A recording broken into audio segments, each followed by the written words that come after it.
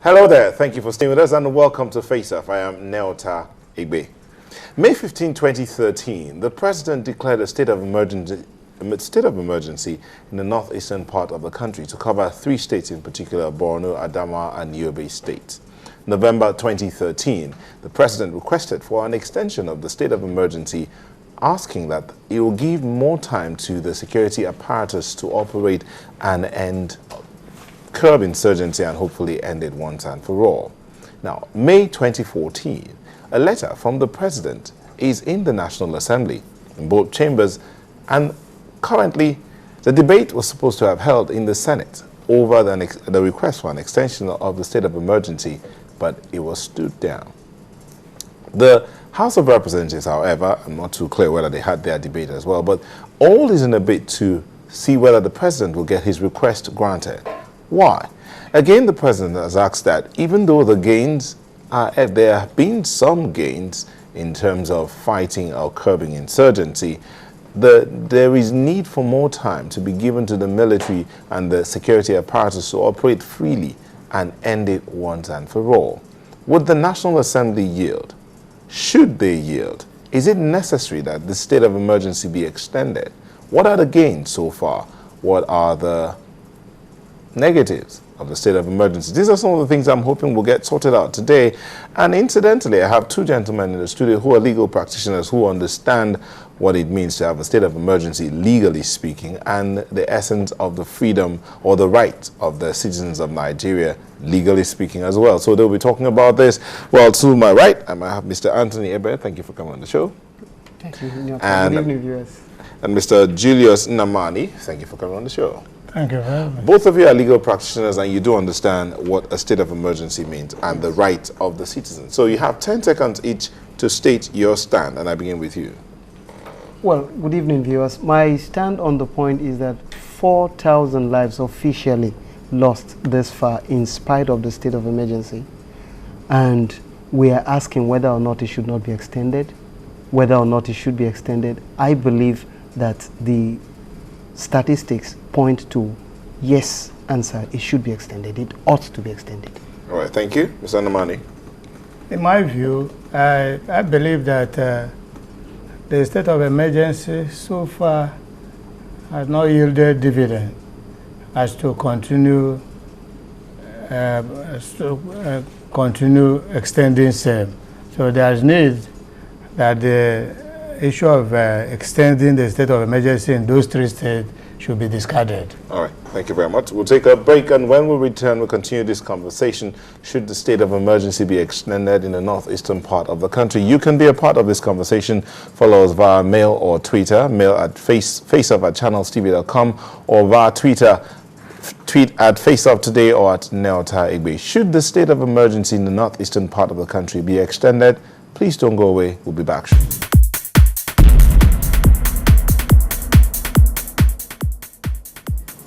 Challenges here and there, situations happening every day, attacks here and there, reports negative and positive, the Chibok abduction of over 200 girls who are still being looked out for, and the global clamor for their release. All of these are things that are pressuring on the federal government to take action. But one of the things that the federal government has done is to request for an extension of the state of emergency in the northeastern part of the country. But there are clamors. Howbeit, should it be so? These are questions we're hoping will get answered today. But let's listen to the Deputy Senate President read that letter from the President requesting for an extension. It will be recalled that the Senate of the Federal Republic of Nigeria had, upon consideration of the realities of the security situation in the affected states that had been placed before it, graciously approved by resolution the extension of the state of emergency for a further term of 6 months from the date of expiration of the subsisting period. Distinguished senators, the security situation in the 3 states remained daunting, albeit to varying degrees, in the face of persistent attacks by members of the Boko Haram sect on civilian and military targets with alarming casualty rates. In view of the foregoing, I most especially request distinguished senators to consider and approve by resolution the extension of the proclamation of the state of emergency in Adamawa, Borno and Yobe states by a further term of 6 months from the date of expiration of the current term. Deputy Senate President Ikekwe Amadu reading the letter from the President requesting for an extension of the state of emergency in the northeastern part of the country. Well, back to the studio, Mr. Namani and Mr. Ebe. Mr. Namani, I believe you have the first question. Yes, Mr. Tony, why do you think that the state of emergency should continue should be extended in the 3 states of the northeast part of this country?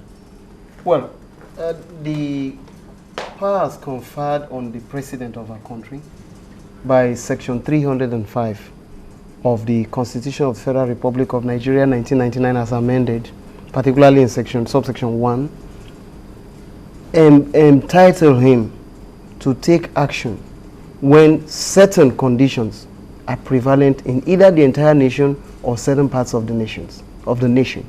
And subsection 3 thereof particularly categorizes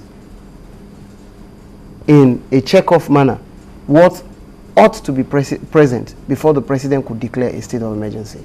And if you take a look at subsection C thereof, you will discover that it's when there is a breakdown of public order and public safety, either in the nation, qua nation, or a section of it, that the president could issue such a proclamation. Now you want to ask yourself, that was present at the time of the proclamation. Is it still present today? And the answer is yes, in spite of the noble effort of this administration. Those conditions are still present, in fact, still prevalent. And so it costs, and you want to look at this against the backdrop of nearly 4,000 officially lives reported to have been lost in the process of trying to contain this insurgency.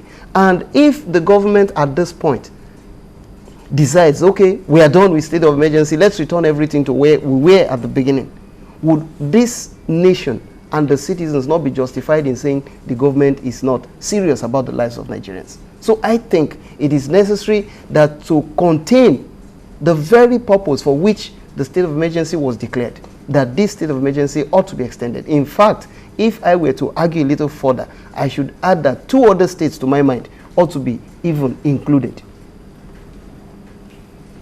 Okay. But looking at the history of the state of emergency in this country, yes, vis-a-vis the present situation we are facing now, yes, do you think that the mode of this proclamation, yes, is the best the president could have done? Why do you think it's not the best?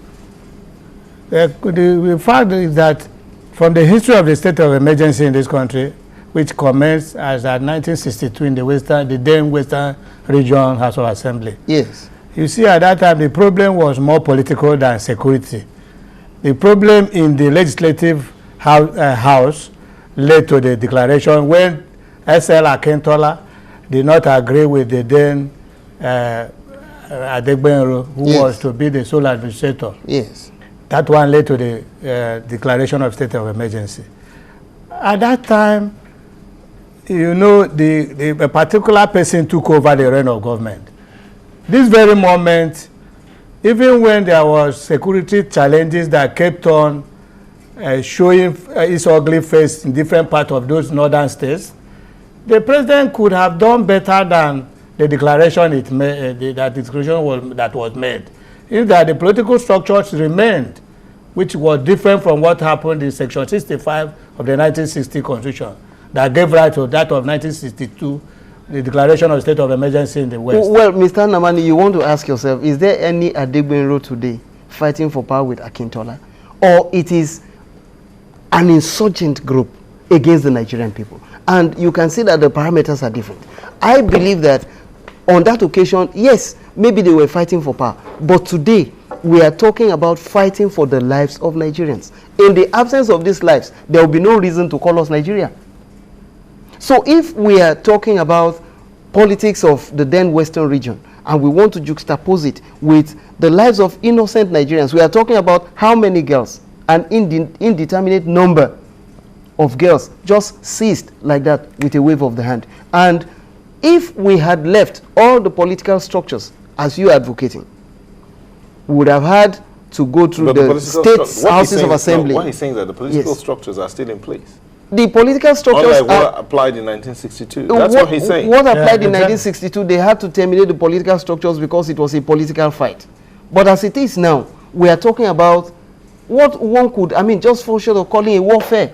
Okay, what happened, what was the case of Plateau State in 2004, which was declared by the then President Obasanjo? Well, to my mind, it was still sectarian violence. Yes. It was not the struggle between the politicians in the house. Yes. Yet, the political structure was also terminated, now which led to the sole administration of Chris Ali. Yes. Now, you want to look at incidents like that and ask yourself, was the political structure involved in the conflict? And to my mind, in the case of Plateau, the answer is yes.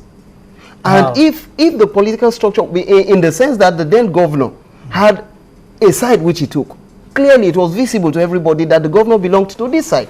And without taking him out of the equation, it would have been impossible for you to say you want to work out a solution, because a sitting governor, by any stretch of the imagination or standard of measurement in Nigeria, is very powerful.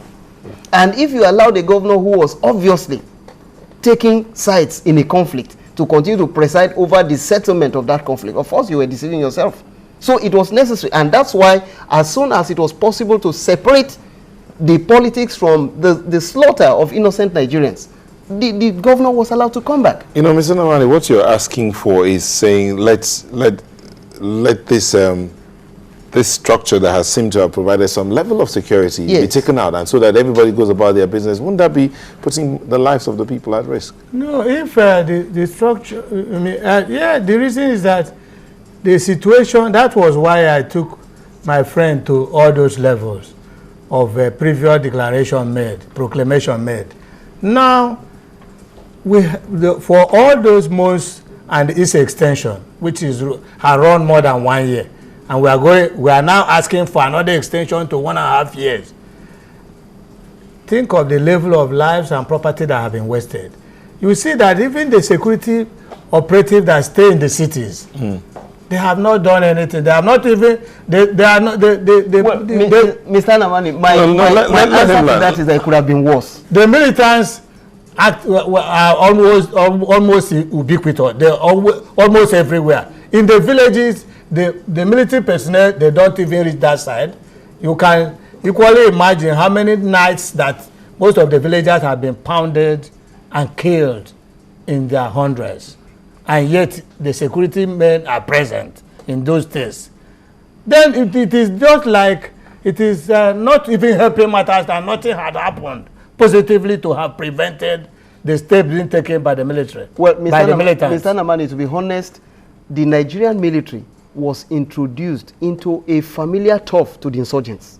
The Nigerian military, as it were, would be learning the ropes. They would necessarily need time to map out the terrain, to be able to capture it, and to be able to go in to provide a solution. And that's what they are doing.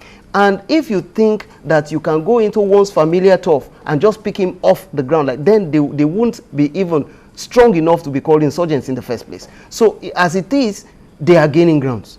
And we don't have any report yet that they have lost any ground so far gained. So to my mind, it's a question of breaking down the problem bit by bit. And if we now stop midstream and say, well, they have spent 12 months and, well, there have been some solutions, but the solutions are not enough, and so let them come back, then what?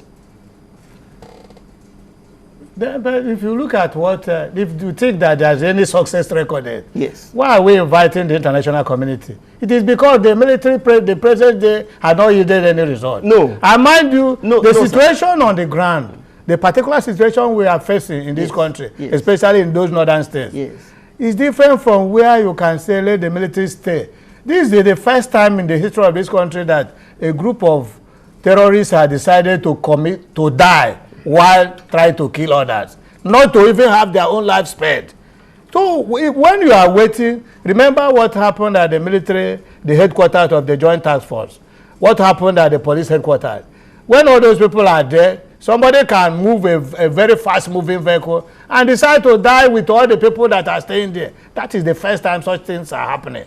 And with that one, you know that the presence of the military, extension of the state of emergency, cannot even help the problem on the ground. Well, Mr. Namani, the truth is that if we had not brought in this military personnel with their intelligence gathering facilities and training, we would not even be in a position to appreciate the fact that we need international help. So we would not be able to appreciate, assess the problem, the sheer magnitude of the challenge that was present in the northeast of Nigeria. So the question whether the military have achieved any success or not, I mean it's taken as given. They have achieved a lot of successes, and it's because of their successes that we're able to appreciate the fact that, oh, on our own we don't have sufficient muscle to knock down this challenge. We need help. And if we don't admit as a nation that this far we have carried it on our own, but to go a little further and probably put an end altogether to what's going on in that place, we need help. If we are unable to appreciate that, then of course we won't even be here in the first place. Probably Lagos would have been added to the northeast by now. So what do you think? If we hadn't sent in the military, the military, as it were, they have had to mop up from several parts of Nigeria in order to get them to go to the northeast, because of that proclamation. If the president hadn't done that, it would not have been possible to send them there in the first place. And if we are taking them out midstream, the mission is not yet accomplished. We are not even seeing the finishing line. It's not even in sight yet. And we are saying, come back home. Then the question comes back to us. Then what? We allow them, we leave them to their fate? Is that what the president of this great nation wants to do? Yeah, but is that what Mr.